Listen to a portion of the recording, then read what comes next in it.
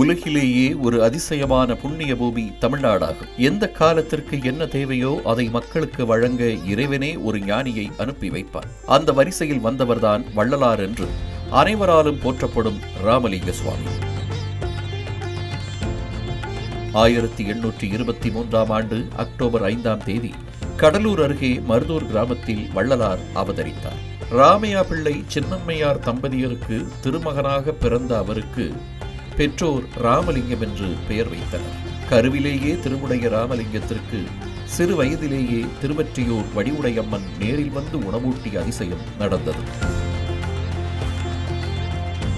தனது 9வது வயதில் பல தெய்வ பனுவல்களை மனப்பாடமாக பாடும் ஆற்றல் பெற்ற வள்ளலார் தனது 12 வயதிலேயே இறைப்பணியில் ஈடுபடத் தொடங்கினார்.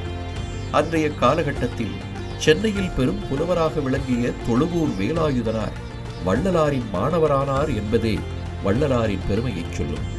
1850ஆம் ஆண்டு தனது உறவினர்களின் வற்புறுத்தலால் தனது சகோதரி மகளான தனம் அம்மாளை திருமணம் செய்து கொண்டார் வள்ளலார். 1858ஆம் ஆண்டு வள்ளலார் இல்லற வாழ்வை துறந்து முழுமையான இறை வாழ்வை மேற்கொண்டார்.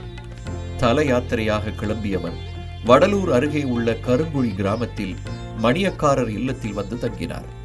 1867ஆம் ஆண்டு வரை வள்ளலார் கருங்குழி கிராமத்திலேயே வாழ்ந்து வந்தார்.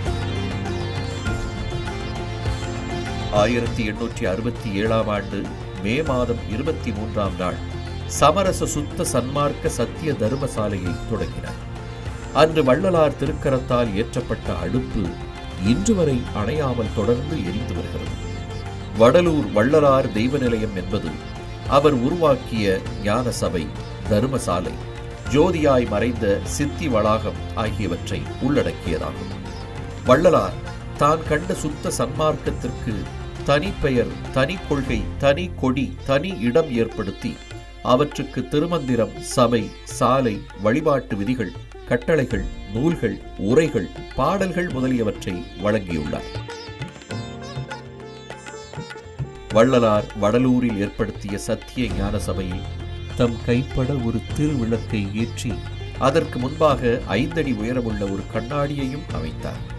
கண்ணாடிக்கு முன்னால் கருப்பு, நீலம், பச்சை, சிகப்பு, மஞ்சள், வெள்ளை, புகை நிறம் ஆகிய 7 திரைகள் அமைத்தார். தைப்பூச திருவிழாவின் போது 7 திரைகள் நீக்கி ஜோதி தரிசனம் காட்டப்படுகிறது. சத்திய ஞான சபையில் வள்ளலார் ஏற்படுத்திய வழிமுறைகளின்படியே ஜோதி வழிபாடு இன்றும் நடைபெறுகிறது. இம்மண்ணுலகில் 50 ஆண்டுகள் 3 மாதங்கள் 25 நாட்கள் வாழ்ந்த வள்ளலார் 1874ஆம் ஆண்டு ஜனவரி 30ஆம் தேதி ஜோதியில் கலந்தார்.